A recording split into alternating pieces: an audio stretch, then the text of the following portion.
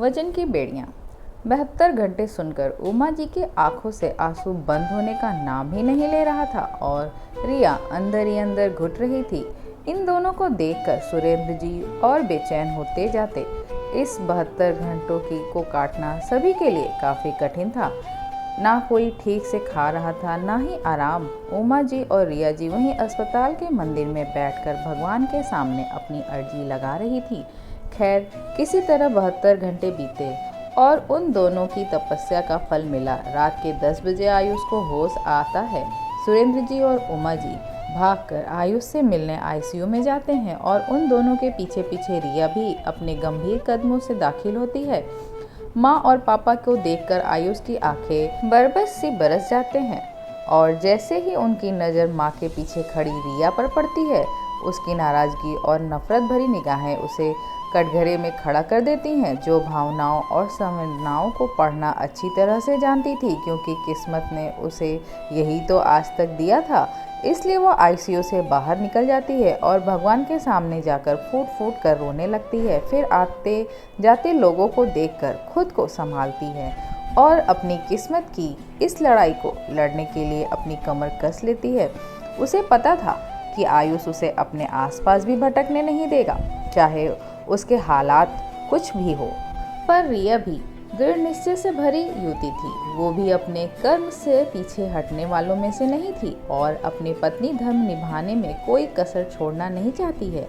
इसलिए अपने आंसू पोंछती है और आईसीयू में जाती है। फिर थोड़ी देर बाद सभी नर्स के कहने पर बाहर आ जाते हैं, क्योंकि आयुष की हालत ऐसी नहीं थी कि उसे सबके बीच रखा जाए। वो अभी अपने दर्द और अपने जख्म से गुरह रहा था।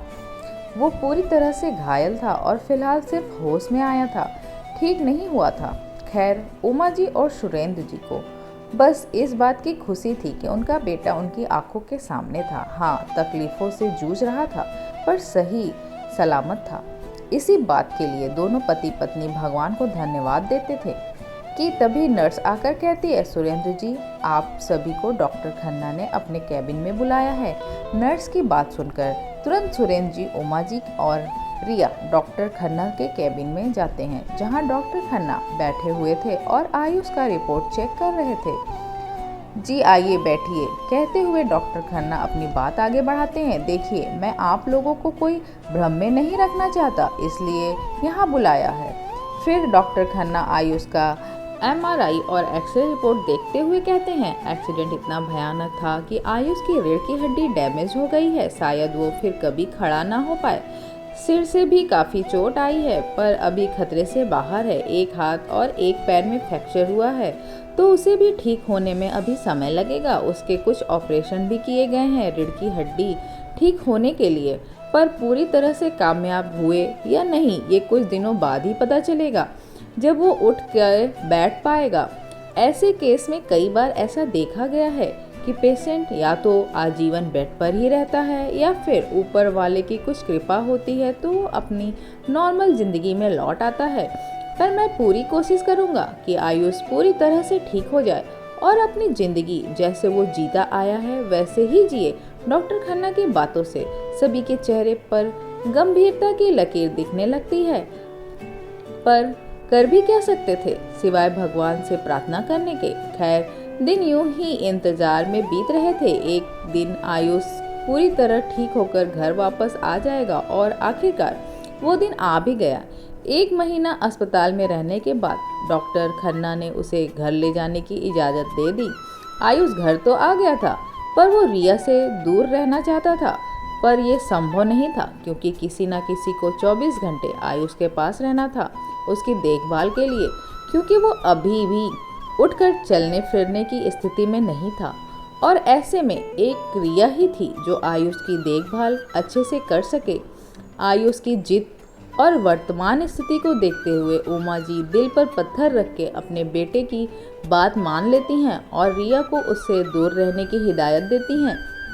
अब आयुष की देखभाल के लिए सुरेंद्र जी अमन की मदद से एक नर्स को 12 घंटे के लिए रख लेते हैं। नर्स सुबह 8 बजे आती है और रात के 8 बजे अपने घर चली जाती थी। फिर तो आयुष को देखने वाला सुरेंद्र जी और उमा जी बचते थे। उमा जी कुछ दिनों तक आयुष के कमरे में ही सोती थी ताकि रात उसे किसी चीज की जरूरत हो तो वो उठकर दे सके। पर एक रात अचानक सुरेंद्र जी की तबीयत बिगड़ जाती है। उनका बीपी और शुगर काफी हाई हो जाता है। शायद आयुष की हालत को देखकर वो चिंतित रहने लगे थे और इसी वजह से अचानक उनकी तबीयत खराब हो जाती है। एक तरफ पति और दूसरी तरफ बेटे की हालत देखकर उमा जी काफी परेशान हो जाती थी। इसलिए उन्होंने रिया से कहा, रिया बेटा, मैं जानती हूँ अब तक तुम्हारे ऊपर क्या कुछ नहीं गुजरा। मैं चाहकर भी तुम्हारे जीवन में खुशियों के रंग नहीं भर पा रही हूँ। मुझे माफ कर दे बेटा, पर अब जो तुम्हारे साथ होने वाला है वो शायद और भी बुरा हो, क्योंकि अब से तुम्हें ही आयुष की देखभाल करनी है। इस दौरान तुम्हें बहुत कुछ सुनना और सहना पड़ेगा। आयुष तुम्हें अपने पास देखेगा तो तुम्हें बुरा भला कहेगा ही, पर बेटा सह लेना। इस पवित्र रिश्ते की खातिर देखना, एक दिन आयुष का दिल भी पिघलेगा और वो तुम्हें अपना लेगा। कहते कहते उमा जी भावुक हो जाती हैं और उसकी आंखें रिया के सामने झुक जाती हैं। प्लीज माँ, ऐसी बात मत बोलिए। आपने तो पूरी कोशिश की हमारे रिश्ते को ठीक करने की, पर शायद मेरी ही किस्मत में इस रिश्ते का सुख ना लिखा हो, तभी तो वो मुझसे इतनी नफरत करते हैं कि मुझे अपने आसपास देखना भी पसंद नहीं करते। कहते कहते रिया की आंखों से आंसू तैरने लगते हैं और उसकी आवाज़ बन जाती है। ना मेरी बच्ची, ऐसा नहीं कहते। भगवान के घर देर है अंधेर नहीं। भरोसा रख ऊपर वाले पर, सब ठीक होगा बेटा। फिर मन में एक आशा की उम्मीद लिए उमा जी रिया को कहती हैं, आज से तू ही आयुष के कमरे में सोएगी, क्योंकि मुझे तेरे पापा जी को भी देखना है। पर माँ, ये थोड़ा डर से सहमे हुए रिया कहती है, तू चिंता मत कर, मैं आयुष को समझा दूंगी। अच्छा ले पानी और आयुष को दवा दे दे, उसके दवा खाने का समय हो रहा है। और रात में सोने से पहले थोड़ी एक्सरसाइज करवा देना हाथों का, जैसे अस्पताल के नर्स ने बताया था। ठीक है रिया बेटा, अब मैं जरा तेरे पापा जी को भी देख लूँ। ऐसा कहकर उमा जी तो कमरे में चली जाती हैं, पर रिया अभी भी असमंजस में डूबी थी। उसे समझ नहीं आ रहा था कि वो आयुष के सामने जाए तो कैसे जाए। वो तो नफरत करता है उससे, वो तो एक पल भी अपने आसपास उसे टिकने नहीं देता, पर मजबूरी थी। इसलिए रिया हिम्मत करके डरते डरते आयुष के कमरे में जाती है और टेबल पर पानी का ग्लास और दवा रखती है।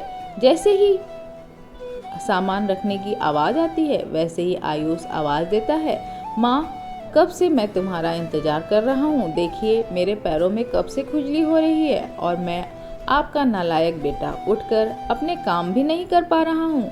माँ, सच में मैं आप लोगों पर बोझ हो गया हूँ। ओह, काश मैं इस एक्सीडेंट में मर गया होता। ऐसा कहते कहते आयुष के आंखों से आंसू गिरने लगता है और उधर रिया भी आयुष के दर्द को महसूस करके भावुक हो जाती है।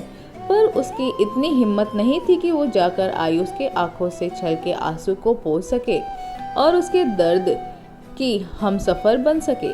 खैर, ये तो उसके लिए एक सपना ही था। इसलिए बिना कुछ बोले आयुष के पैरों को हल्के हल्के खुजलाने लगती है। लेकिन जैसे ही रिया का हाथ आयुष के पैर पर लगता है, वैसे ही उसे अजनबी एहसास समझ आ जाता है और भावुकता से चीख पड़ता है, दूर हो जाओ मेरी नज़रों से। मैं मर जाना पसंद करूंगा, पर तुम्हारी नज़रों के सामने देखना कतई पसंद नहीं करूंगा। निकल जाओ अभी इसी वक्त मेरे कमरे से, मेरी नज़रों से। गुस्से से दांत पीसते हुए आयुष कहता है, क्या करेगी रिया? आयुष की करवाहट सुनकर क्या अपने कर्तव्य से मुंह मोड़ लेगी या सब कुछ सुनकर अपना फर्ज निभाएगी?